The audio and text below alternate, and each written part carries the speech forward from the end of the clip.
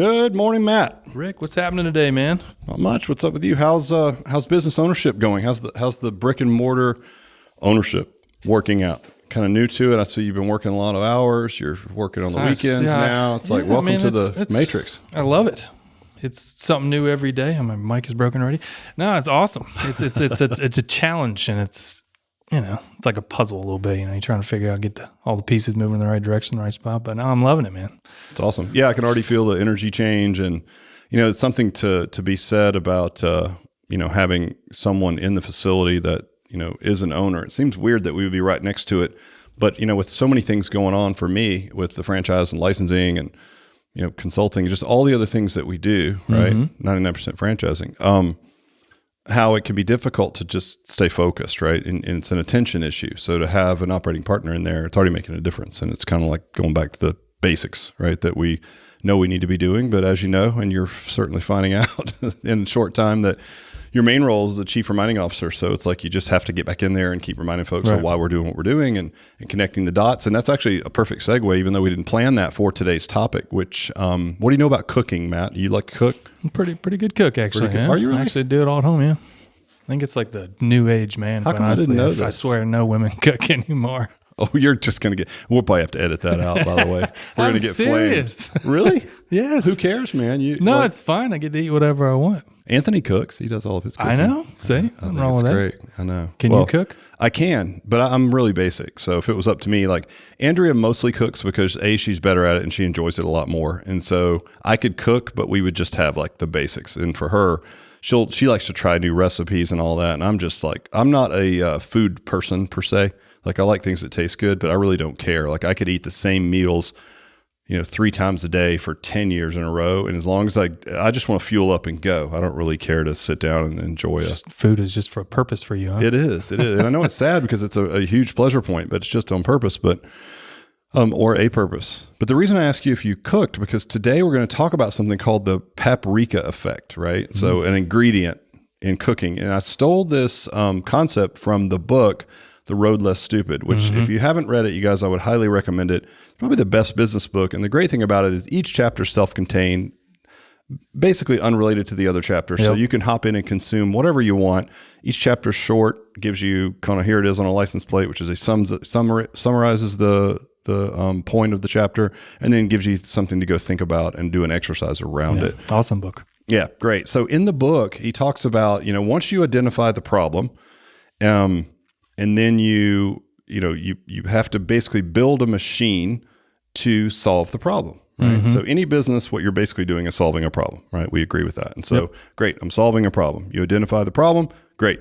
Now, to get from point A to point B, I need to build a machine to help me get there. And the machine is your business. It's your processes, right? Mm-hmm. And he uses this analogy of a recipe, right? So once you build this machine, it's like a recipe. And he says, here's something called the paprika effect. And he's like, imagine that your grandmother passes down to you the famous family recipe for apple pie. And you're going to recreate this. So you've got the apple pie. You've got all the ingredients. You got the recipe laid out. And you grab the apples and they're perfectly ripe. And you grease the pan just like it says. And the dough, this is fresh, right? So you lay out the crust and everything's perfect. And then before you put it in the oven, you just decide to put a pinch or two of paprika in the pie. And it was probably one of 15 things that went into the pie. And it was really small and it seemed insignificant, but literally the sprinkle of paprika ruined the entire pie. Well, guess what? The same is true for your business, which is why it's so hard to be successful in small business, right? To succeed and to do it over time is a very difficult task for any business. I shouldn't just say small business, just business. And it really has a lot to do with this, what he called the paprika effect. Yep. Because if you don't connect all the dots all the time, it doesn't take a lot, right, to break the machine. It just doesn't. And so, examples that I can think of in our business are simple things. Like if your promise in the sales office, as an example. So you do this first sales appointment. If what happens in there is overpromised, right? Yep. And then it ends up being under-delivered on the floor later, right? So you sit in with someone and in your excitement and need to sell them, you might say that things are going to happen that might not happen, right? And then if they don't happen later, and they're tiny, small things, right? There's a disconnect. So examples would be like, we're going to have you track food every week that you're here, right? Mm-hmm. Well, that's not true. We're not going to do that. And no one's really going to want to track food every single week. Okay, so let's say that expectation has been set. Now, everything else went right. We were prepared when they got there. We said all the right things in the sales process. We asked all the right questions. We dug down to the core of why they're there. We identified their past pain, right? Mm-hmm. All that stuff was done. We convinced them that we had the best solution. But we just so happened to mention, that we're going to be helping them track food every single week. So we sprinkled a little paprika in the recipe that wasn't supposed to be there, right? Then they go out on the floor. Everything else is delivered 100%. Everything's great, except we never had them track food, or we certainly didn't do it every single week that they were there. Right. Whole pie's ruined. Yep. Right. Sounds silly, sounds overly dramatic, but it's not. It's true. It's absolutely true. Now, it could be the inverse of that. You could have a realistic promise in the sales office, right? The first time they're in, and then when they actually start showing up to get serviced, right? The team that's servicing them doesn't cross all the dots, right? Or what do they do? Do you cross dots? No. Cross all your dots, folks. I think you cross T's and you dot I's, but if you want to cross dots, you're really doing something. Let me know how that works out for you. They've been crossing too many dots out there. Those mothers. Paprika. If they're not doing the processes right. If he said, like if you're in the sales office and you're like, don't worry, I know you have a bad back, right? And so like, here's how we do this. I'm going to put this into the app. Every single coach is going to pull the app, and then they're going to make sure that your bad back is accounted for in these exercises, right? Then you're going to be fine. And it's not, right? We do some things that do make their back sore, or we have to ask, oh yeah, do you have any injuries or anything wrong with you? It's like, right. Didn't he just say in the office that he was going to communicate that? So that's not necessarily overpromising. That's just on the delivery side. Now we're literally under delivering, right? So we didn't overpromise. So it's like the thing that I want you guys to understand is how important all the details are. The devil's in the details. I mean, I've literally done presentations, a whole season of those for Perform Better called Sweat the Small Stuff, because all the little things matter, right? And it's the sum of all of those, and making sure you don't have that little sprinkle of paprika in your apple pie that makes a big difference. And I know obviously you've been like in the gym for the last few weeks, like digging in, taking a really deeper look under a magnifying glass at all our processes and stuff. Do you have any other examples? Well, I mean, it's just like you said, it's if, nobody's over there and you're not paying attention, it's easy for those things to slip through the cracks, and then over time they will lead to somebody leaving place. It's very similar. It's kind of what we talked about, the barbershop experiences, right? So right. Clients are coming in, they're expecting one thing over time, and eventually goes their way. So back to what you're talking about is under or over promising in the office, and then kind of maybe starting to under deliver on the floor. It happens quite a bit. Coaches say, they get information through our app. It's easy to over time, like, hey, I see this person, 3 days a week. They're here all the time. I may not need to look at their information anymore. And hey, whoops, they forgot to add in that special sauce, or maybe they like that specific exercise. So yeah, those happen. And then it's just a matter of staying on top of them, quite honestly. And that's what part of I've been eye-opening over there for sure, right? Chief reminding officer. Yeah. It's true. And to your point, we've had that where, like, let's say the client in the sales office, they've got weight loss goals, A1C levels are high. There's all these other like health issues that we know are the bigger deal, but to get people emotionally connected to what you're doing, it's really beneficial to pander to whatever small goals that they may have. And it might be something as simple as like, oh, I have these flabby arms. I really want to work on the back of my arms because I'm going to be wearing a sleeveless dress at this event in like 6 months. It's like, oh, that's a good goal. Okay, cool. Okay, we know like, okay, fat loss isn't targeted and blah, blah, blah, blah, blah, whatever. We can go down the fitness black hole forever. But at the same time, this is what this person's emotionally tied to. Well, guess what we have in our programming, in our communication tool, which is the app? We have the ability to connect emotional exercises to people, right?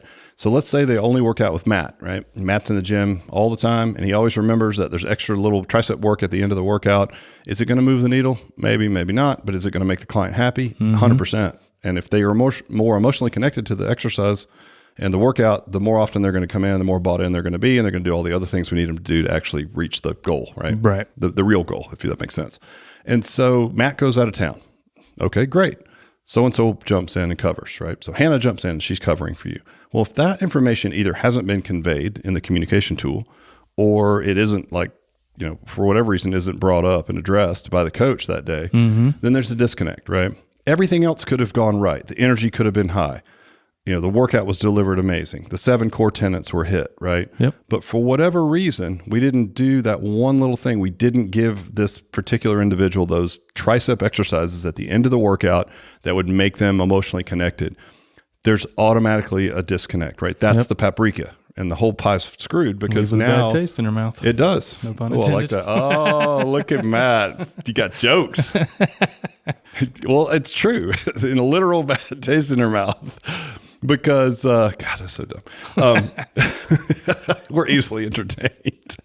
But it would be easy for the client then to surmise that, like, okay, unless I'm working with Matt, nobody knows about my special exercises, right? And so it ruined that day's experience when, in fact, 99% of the things were perfect, right? And it's really hard. I want you guys to hear this. It's really hard for your team to understand how important these little things are. Would you agree? Yeah. I have a really good one.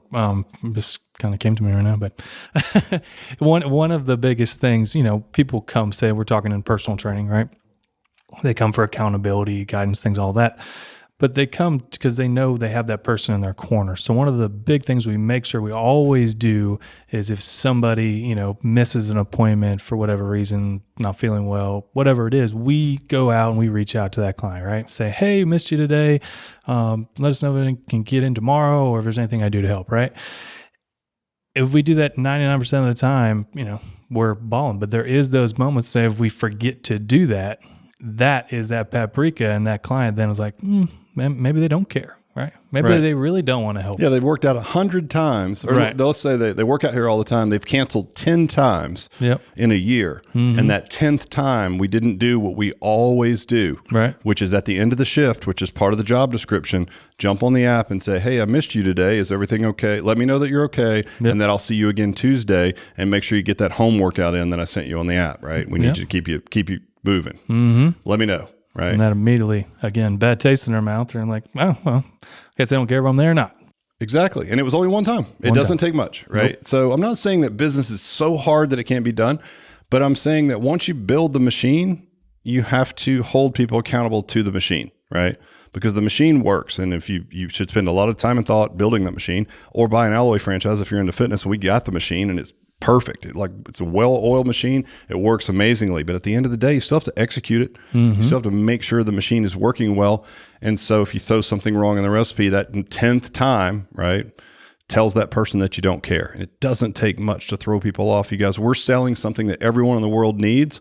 But let's face it, it's got a 4-letter word in it, which is work. And not a lot of people want to do that. And so it doesn't take much to send people sideways, right? And so we just can't afford to do that at the end of the day. So the main purpose of this podcast today is just to give any owner listening, any franchisee, any potential franchisee resolve around, listen, we've got a perfect machine built, but at the end of the day, we have to execute that machine with perfection, and you have to do it over time. And it's possible. It's not easy, but it's possible. And we're not always perfect, but at least we're shooting for perfect. We're going to get there 9 out of 10 times. Yeah, but I mean, if you don't know your processes, your whole system, it's a good time to go back and check, right?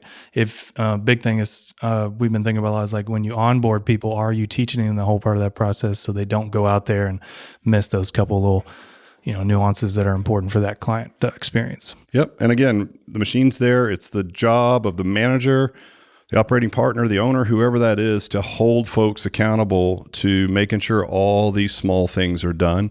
Because at the end of the day, as much as you like to think that some things are irrelevant, nothing is irrelevant. Everything matters. Sweat the small stuff, and that's what makes a business hum at the end of the day. Absolutely. All right, brother. I appreciate you. Thank you. Peace.